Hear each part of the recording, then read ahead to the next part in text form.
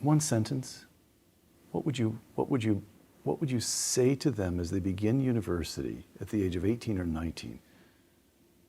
What's the restorative, the redemptive sentence? What should they do? Don't be thinking your ambition is corrupt.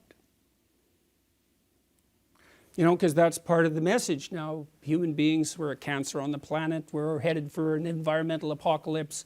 The entire historical structure is nothing but atrocity, etc., etc. Anyone with any ethical aim whatsoever is just going to pull back. You don't want to manifest any ambition, support the patriarchal structure, exploit the environment. You've got to crush yourself down. You shouldn't even have any children.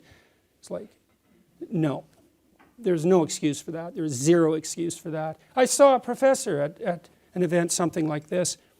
He came out and trumpeted this bloody, environmentally friendly house he'd built. And, you know, fair enough, man. It was a pretty interesting house. But not everybody had the $4 million that it took him to build it. And I'm not criticizing his money even. It's like, he's had some money. Good for him. He built a house. Okay.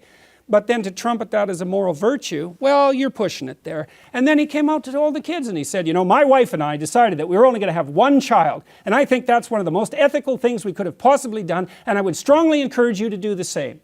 I thought, you son of a bitch. You get up in front of these young people. A lot of these kids were children of first-generation immigrants from China. And he showed all these images, you know, of these terrible factories in China, these endless rows of sterile mechanism that were subordinating all the Chinese people to this terrible, you know, capitalist machine. And I thought, you don't understand. Half the audience is looking at those factories and thinking, that's a hell of a lot better than struggling through the mud under Mao, buddy. And so I don't know where he thought he was, but to come out in front of all those kids and basically tell them that the whole human enterprise is so goddamn corrupt that the best thing they could possibly do is limit their multiplication, and to think of himself as a scholar and an educator, it was just, I did say something, by the way. It was rather uncomfortable, and he stomped off the stage. But that's no message for young people. There's no excuse for that. And you think, well, you know, we're going to destroy the planet. We have to do this. We have to demoralize the youth to be ethical. It's like, yeah, really, that's your theory? You're going to demoralize young people to be ethical? That's your theory? It's like, you should go home and think about that for like a year. And I'm passionate about this, you know, because you have no idea how many people that's killing. You have no idea.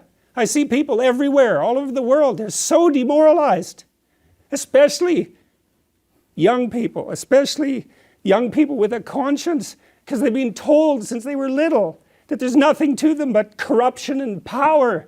It's like, how the hell do you expect them to react? You know, well, I shouldn't do anything then, you know. Dr. Jordan Peterson on what was the phrase? The divine sovereign individual. The divine sovereign individual. Thank you. For Uncommon Knowledge, the Hoover Institution, and Fox Nation, I'm Peter Robinson.